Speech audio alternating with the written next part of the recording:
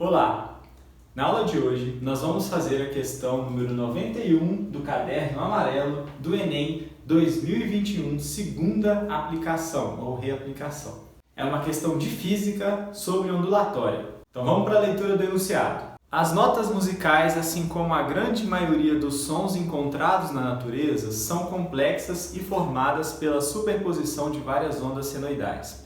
A figura apresenta três componentes harmônicas e a composição resultante, construídas na mesma escala para instrumento sonoro. Essa composição carrega uma assinatura sônica ou timbre do corpo que a produz. E aí você tem uma imagem das três componentes harmônicas, A, B, C, e uma imagem com o formato de ondas do som complexo, que é uma combinação das três. E aí a pergunta do enunciado é: essas componentes harmônicas, que são A, B e C, apresentam iguais? Então, aqui eu fiz um desenho, um esboço dessas três componentes harmônicas, aqui no quadro, para a gente poder comparar e ver o que elas têm em comum. As alternativas do enunciado dão algumas opções para a gente. Então, nas alternativas a gente tem as seguintes propriedades, os seguintes elementos: amplitude, velocidade, frequência e o comprimento de onda.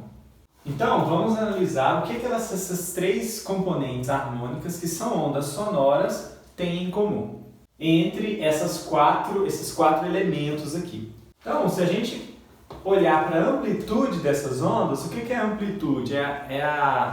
O tamanho da oscilação em relação ao ponto de equilíbrio. O meu desenho está numa escala parecida da imagem da prova. Então, na imagem da prova e no desenho, você vai perceber que a amplitude aqui, de cada onda vai ter duas unidades. Obviamente, duas unidades para cima e para baixo em relação ao ponto de equilíbrio. Então, cada uma das três você vai encontrar uma altura de oscilação de duas unidades. Então, as três componentes harmônicas têm a mesma amplitude. Pode olhar na imagem aí que você vai ter duas unidades, duas linhas.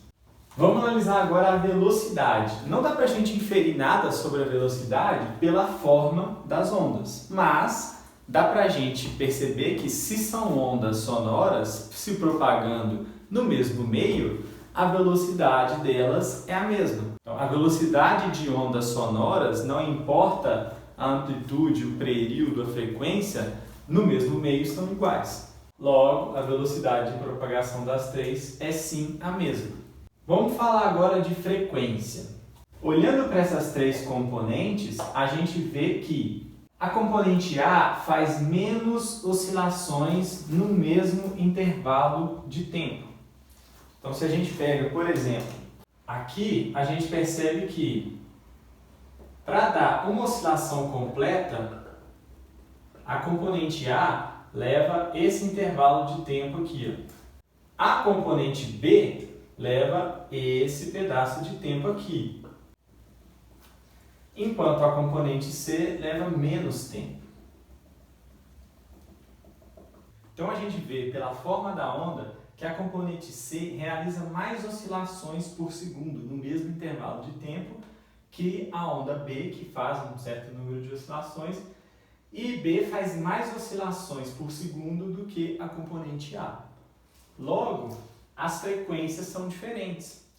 C tem maior frequência de oscilação que B e B tem maior frequência de oscilação que A. O elemento frequência não é algo incomum entre as três ondas. E nem o comprimento de onda. Quando a gente calculou aqui, o espaço para uma onda fazer uma oscilação, a gente indiretamente encontrou também o comprimento de onda de cada uma dessas três componentes, o lambda delas, que é basicamente a distância percorrida durante uma oscilação completa.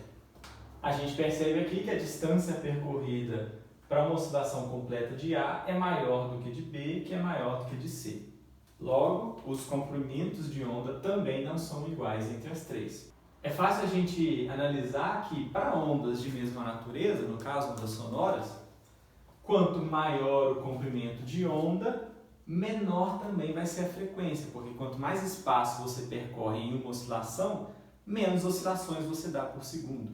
Isso se traduz na equação fundamental de ondas, que é V é igual a lambda F.